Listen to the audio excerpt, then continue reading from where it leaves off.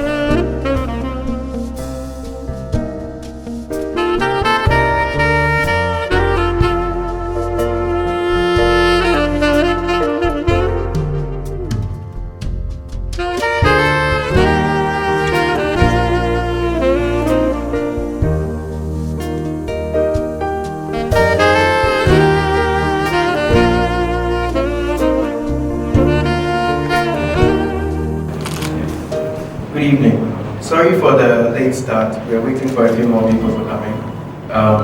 Due to COVID protocols, we decided to strictly do it limited number of people. So I'll start. My name is Kobna Essa, and I'm the current Executive Secretary for the Canada-Ghana Chamber of Commerce. And I welcome you to our mid-year cocktail, which we do every year. So first and foremost, we just want to thank you all for being partners with us all this time. For those who have been with us for 2, 3 years, 4 years, we are very grateful to all the gold, platinum, and then the silver members. We are very, very grateful to everyone here. We'd like to thank you for being with us through all the events that we've done from the beginning of the year, and most of them have been webinars. And we know that it's not easy to engage most of you with webinars, but a lot of you have participated in all our educative webinars, all our seminars, and that has been very good. We decided that at the middle of the year, we're going to open up and start doing limited physical events, and we're starting off with this. In the next months to come, we have a number of events lined up. We are hoping that things will still be stable, and we'll still be able to carry out all the events that we planned out in our schedule. We sent out a mail to all members with a calendar. We'll be updating it from time to time. But we just want everyone to know that the chamber is still fully functional. We encourage everyone to still partake in all our surveys, all our emails, all our platforms. And another important thing is our doors are always open as we speak. We have some kind of partnership with a very close partnership with the High Commission, and we have members of the chamber who are dealing in share barter, who are already making inroads in Canada, and this is through personal one-on-one business opportunities that they have done. They have come to our offices, and then we have managed to set up meetings with them, with business partners in Canada. So we are open to all these. We're not just here for networking events, but we're here to also help grow your business as well. So I would like to invite the President of the Chamber, Mr. Alexander Norte, to come and talk a bit more about his plans and the vision for the rest of the year, as well as his tenure here. Yes, good evening, all of you. Firstly, I'd like to acknowledge the presence of the Trade Commissioners, Senior Trade Commissioner Esther Fox and Trade Commissioner Peter Fiamo. I'd like to acknowledge the presence of High Commissioner Designate to Canada, Mr. Ray Soa, and my distinguished members of the Chamber. You're all welcome. We know that last year was a difficult year for all businesses globally. It wasn't just Ghana. My job, since I've been the Chamber President, is to look at developing, assisting rather, some of the companies to do better business than they're already doing. My experience in the past years in Ghana was really just to develop businesses between Ghana and Canada. And having worked with one of the foremost Canadian companies, I must say that I was quite diligent in what I was able to do in doing that, in achieving that goal. We started out initially to look at ways that we could expand trade finance between Ghanaian companies and Canadian companies. We know that Canada as a country does not have the human capital, but with the landmass that Canada has, it's mineral rich. Canada has now has more middle class people than America, and it's a AAA rated country. What does that mean? It means that Canada has the capacity to attain capital at a very low interest rate, what we call preferential rates of interest. One of the challenges we have in sub-Saharan Africa is we cannot access cheap capital. We're seen as a political risk and socio-economical risk. And therefore, businesses have numerous challenges in accessing debt for businesses within sub-Saharan Africa. I know because I've done the research. Our local banks also, due to some of the single obligo limit set by Bank of Ghana, has challenges in being able to support local businesses in order to attain cheap capital. As you all know, before you do a business, they need to check whether or not your business is viable or whether it's not viable. And if you cannot access cheap money, it renders your business ineffective or not viable. So most businesses are struggling to access cheap capital. And that is one of the things that I'm looking at in order to make sure local companies are able to access some of this debt.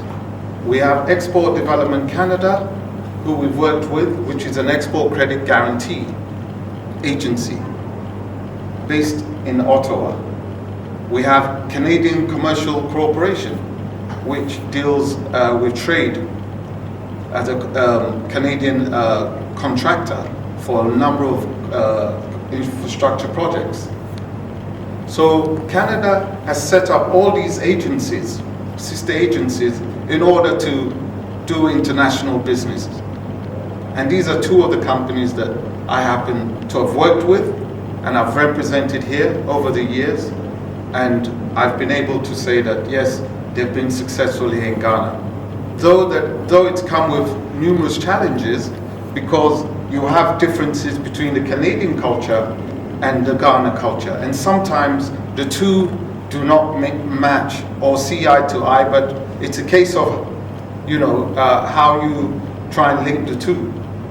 And sometimes that takes some time in getting it done. So I see a lot of challenges with a lot of local businesses trying to become compliant, trying to tick all the boxes, trying to measure up to the financing that is available, trying to match up to the offers that Canada has available. So basically what we're trying to do is we're trying to look at streamlining some of these challenges for some of the local companies. One of the visions that I had when I came in as president was to look at the agribusiness sector. We know that the government is talking about planting for food and jobs. So we wanted to look within the agricultural sector. And we thought, well, with our large arable land and land mass that we have, undeveloped land, good soil and fertile soil, why can't we expand into our agricultural base? So that's one of the areas we are looking at. We're also looking at information technology. We feel that with a large youth population who needs to become IT literate, if we look more into information technology exchange between some of the varsities in Canada and some of those in Ghana, we could have some viable exchange there as well. Some of the other areas we want to look at, apart from financial services, how we can engage with the financial service companies in Canada to enable them to provide some form of credit into Ghana, be it trade, be it project financing, whichever aspect of financing. Because we see that there's a lot of Ghanaians that want to do business. They want to do business with a country like Canada, but Canada does have its way of doing business, just like Ghana has its way of doing business. And you need to be able to understand the two, and then basically try and marry it and see how you make a decent match. So we're hoping that we can explore more opportunities as a chamber. I'm always available to help chamber members due to my experience over the years with dealing with Canada and dealing with Canadian government and its business structure. I feel that I'm available to assist some of these companies in order to advise them and in order to assist them in order to navigate the choppy waters of doing business and becoming a success. Thank you very much. Thank you. We'd like to invite the trade services of the Canada High Commission to come and give us a bit of events that you have lined up for the rest of the year. So I'll invite Peter Fiamon to come and give us that. Thank you. Thank you, Kobe. Good evening, once again, ladies and gentlemen. It's a pleasure to meet some old faces and new ones that I haven't met or I don't know.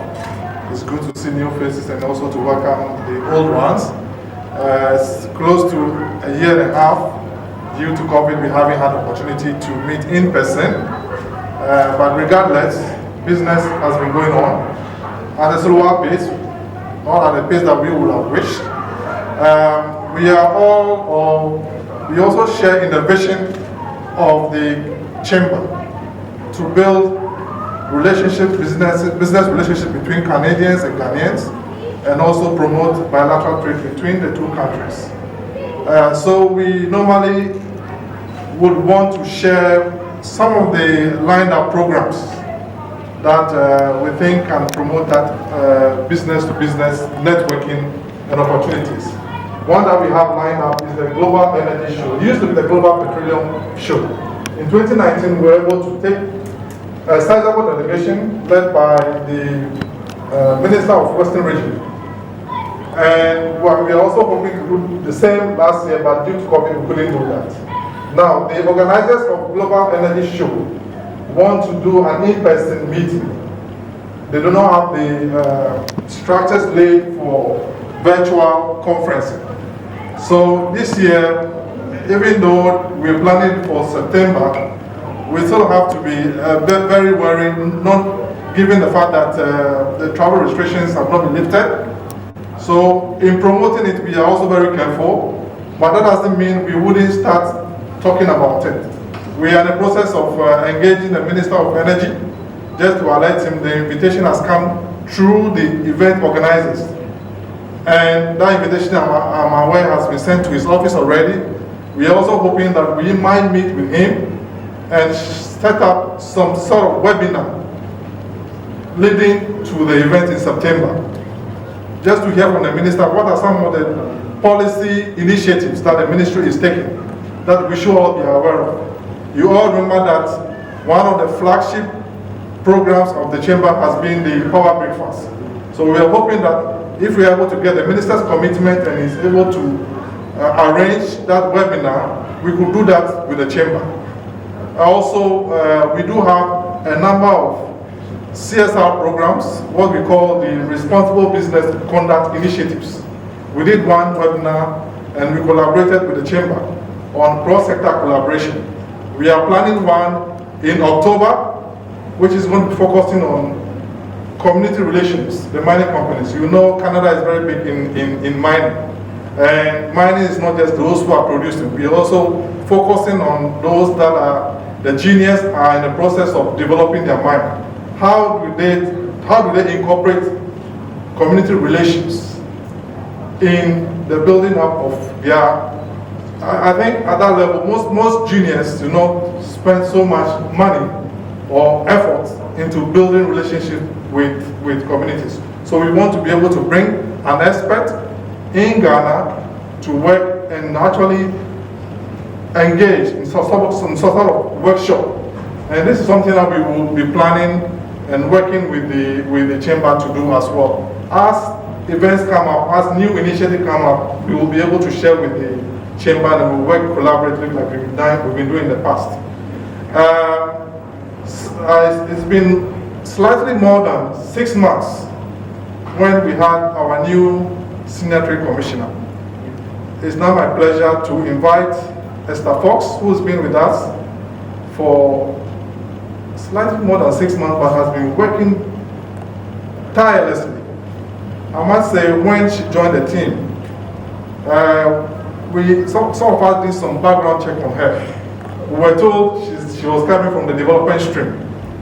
So I was a bit anxious. Will she have the energy? Will she understand the nature and the culture of the way the Trade Commissioner works to get us working the way we wish we work? I must say most of those doubts in my mind are now clear. She's done more than we have expected in the last 6 months. She has all the energy. She's working inclusively. She's allowing us to take our initiative. And I think with her, we can do more. So please, if you haven't met her, she will speak and give some few remarks, but make time to engage her just to get an idea, some of the plans that she also has for the Trade Commissioner Service Office in Accra and what collaboratively we can do to develop the chamber. Thank you very much. Thank you, everyone. Thank you, Peter, our Trade Commissioner Extraordinaire, for those very kind words. I'm not sure if they're well deserved. I'd like to acknowledge the President, Alex Nordy. Thank you so much for this invitation and for this opportunity to have the Trade Commissioner service here with the Cancham members. I would also like to acknowledge the presence of our High Commissioner Designate, Mr. Ray Soa, who we're so happy to be collaborating with, who's already quite keen in helping us. So both Peter and Alex have done a really good job of identifying the priorities for the next year. I would say that in terms of Alex and his help navigating the Canadian culture for Canadian companies, he was too humble to say that he's also very much been a mainstay for myself, helping me navigate Ghana and giving his advice, which I have so appreciated. And so it's been a really wonderful 6 months working together, and I'm very much looking forward to continuing this relationship and seeing all the different opportunities we can make come to fruition with our dedication and commitment and our positive relationship.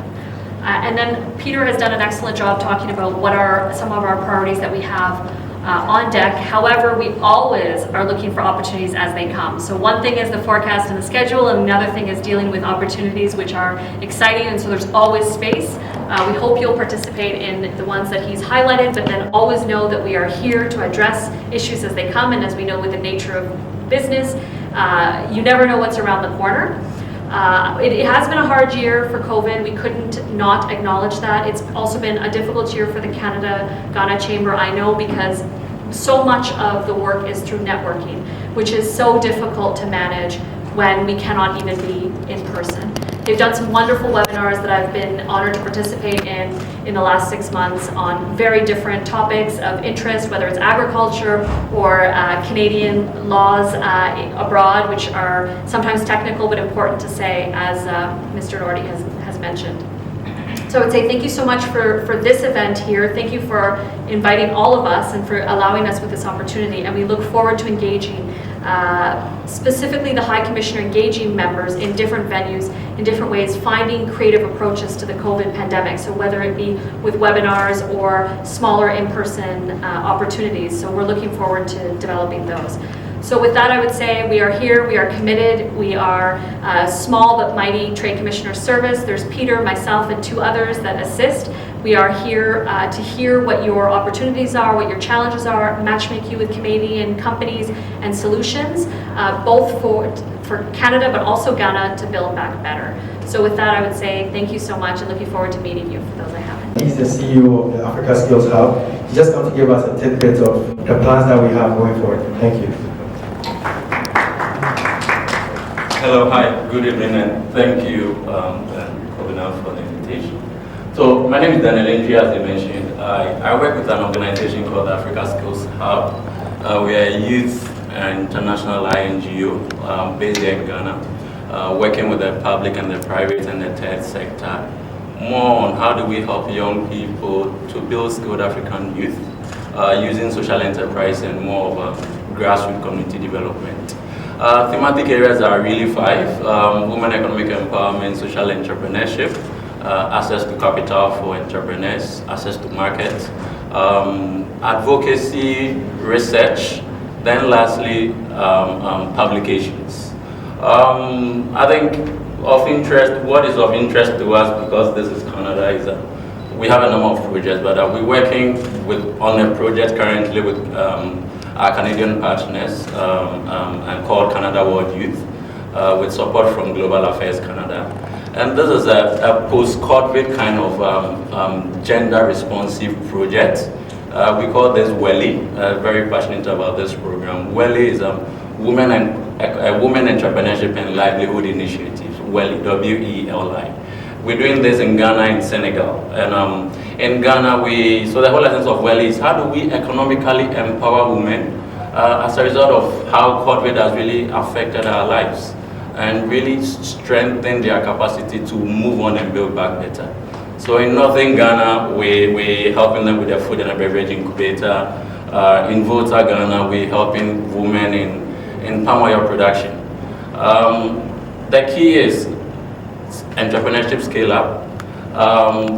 Then there is also access to market. But there is the behind the scene, what I call the behind the scene invisible barrier, and that is on more empowerment around sexual gender-based violence. And so then we do a lot of trainings in those areas, advocacy for women in those spaces. So that is what we're doing currently with our Global Affairs, as well as Canada World Youth. As Kobna mentioned, we are new to the chamber, and it's good to be here. Moving forward, we have a number of events we want to work closely with the chamber on. And I think I just want to speak on 2. So one on policy and the other on agribusiness kind of market fair. So on policy, what we're trying to do currently is how do we ensure that Ghanaian entrepreneurship ecosystem gets gender? When you look at the various entrepreneurship draft policies in the space, so currently we have about 5-6 entrepreneurship draft policies. We have the social impact that is draft policy, social enterprise draft policy. We have the impact investing draft policy. We have the Ghana Startup Act draft policy and a few others. And the interesting issue is there is not a major component of gender in the mainstream of all these draft policies. So currently we're helping stakeholders to really look at how do we make sure gender becomes key. Then agribusiness is also really key to us. So we're working with a lot of young women. How do we come up with a market fair exhibition to really help women meet investors and stakeholders to really make sure we create access to market? So those are the 2 initiatives we're hoping to work closely with the chamber on. So thank you so much, and we look forward to a great collaboration and partnership. Education for bright and needy students. So what we do is from level 100 all the way to level 400. We finance the education from accommodation to stipends and tuition, books and everything. The trick is it's a fund, so when the students graduate and they get a job, they pay back the loan. Now if they don't get a job, after 7 years, it becomes a burden. We run a gender quota system, so we try to promote and encourage females into male-dominated courses. So the mechanical engineering, finance, and all those things. So last year, we had 25% of our applicants and women who were females. We also run an internship system. So we are looking for companies that will offer interns to our graduates who graduate, and also for those who are still studying.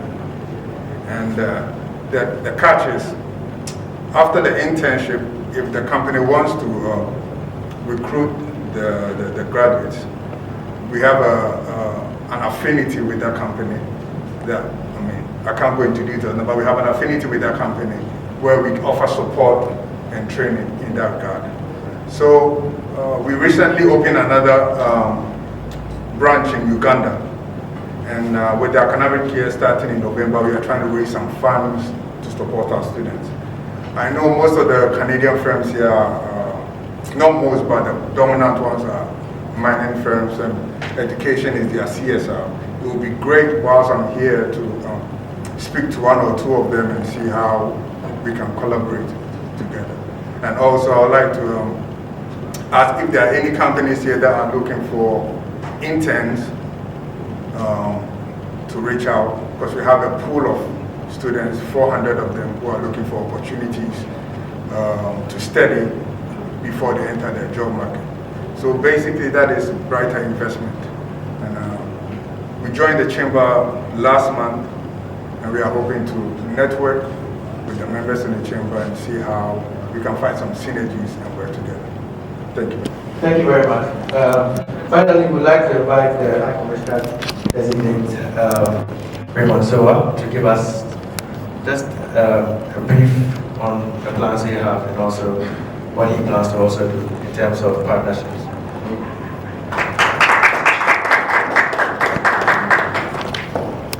Good evening, everyone, and thank you for inviting me. I must say that having listened to all the speakers before me, a common thread seems to be running through. I heard everybody talk about agribusiness. I heard people talk about education. I heard someone talk about social policy. And I think that is what going global is all about. I've taken a shine to this pull-up here, Go Global. And I think it is very, very important. The last speaker spoke about education, spoke about the opportunities for students, and I find it very disheartening that you fund students and they then struggle to get jobs to pay back. It means that the economy is not reciprocating, and we have to find a way around that. So then I go back to the gentleman who was talking about helping people with agribusiness and trying to create some gender equality. I think that is very important, especially in this country. And I really, really, really want to appeal to our people that Canada is there to lend a helping hand, but we have to help ourselves. If, for example, as the President spoke of, that we are not able to meet the Canadian requirements for doing business, then shame on us.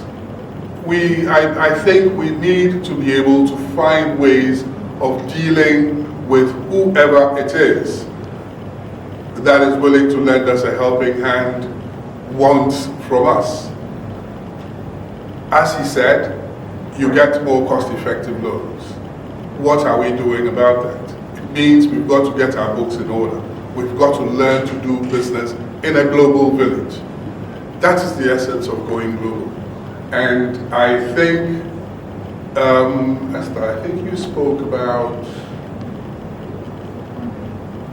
my mind has gone blank. But that is because Alex keeps putting these things my way.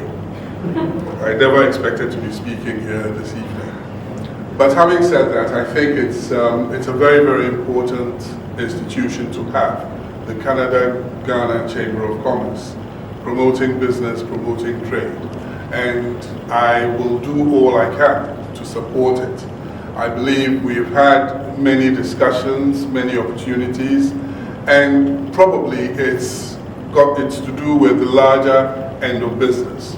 But now that I notice that there is the need to touch the earth, I think we shall have to look at many more opportunities for the smaller people, as it were. Thank you very much.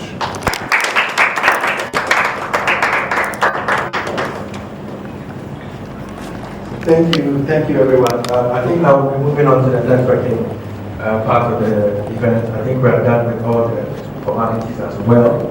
I'll take this opportunity to thank everybody for my period here as the Executive Secretary. This is probably my last event as the Executive Secretary of the Chamber. So going forward from the 31st of this month, you'll be seeing a new face of the Chamber. And I thank you all for all the work that we've done together, and I hope that we continue to work in other aspects of our life. So Esther, I know Esther, you're not happy about it, but we'll continue. Thank you very much, everyone. So.